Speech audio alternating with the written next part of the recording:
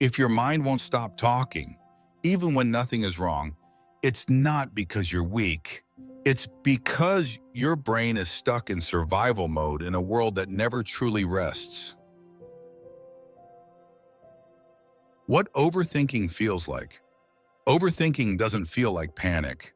It feels like responsibility, replaying conversations, predicting outcomes, running scenarios you never asked for. Your body may be sitting still, but your mind is sprinting. And the most confusing part is this. It feels like thinking should help, but it doesn't. Personal story. When I noticed it, there was a time when my days looked calm on the outside, but inside my head, it was loud.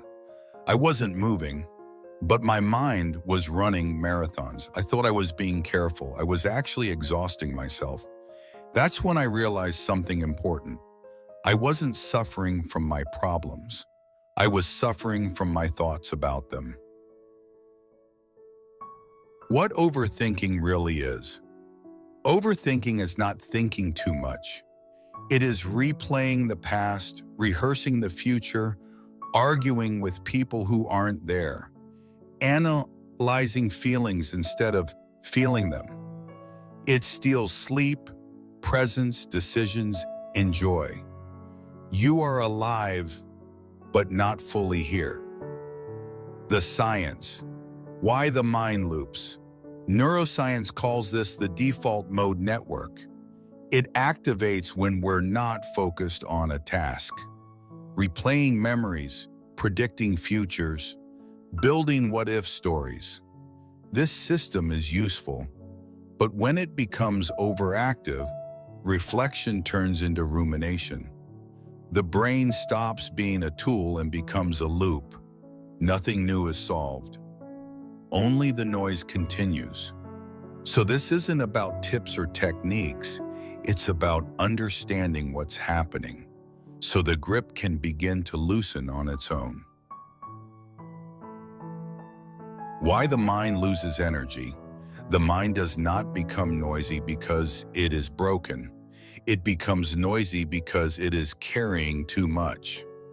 Most of our mental exhaustion does not come from what we do.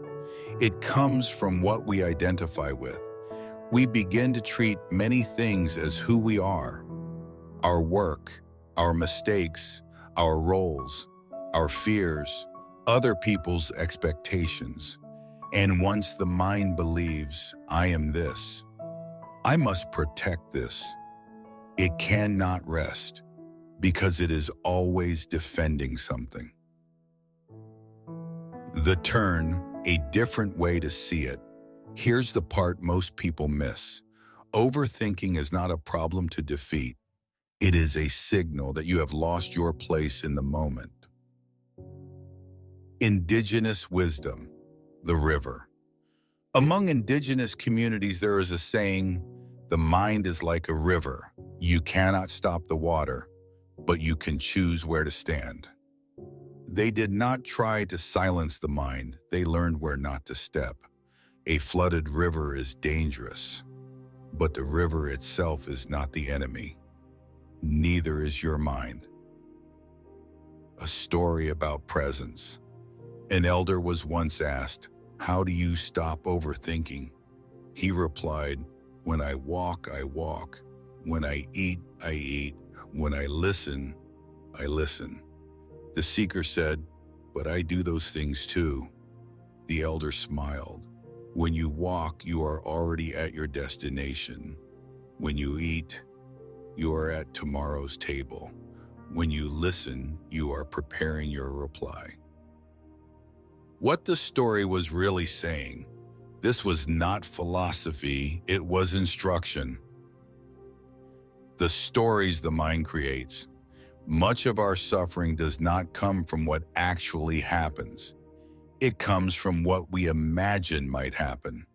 The mind fills gaps with stories about what others think, about the future, about who we believe we are becoming. We do not know other people. We only know our experience of them. Overthinking is not wisdom. It is the mind trying to feel safe by predicting everything in advance. But life does not move according to prediction. It moves according to presence. The fear beneath overthinking.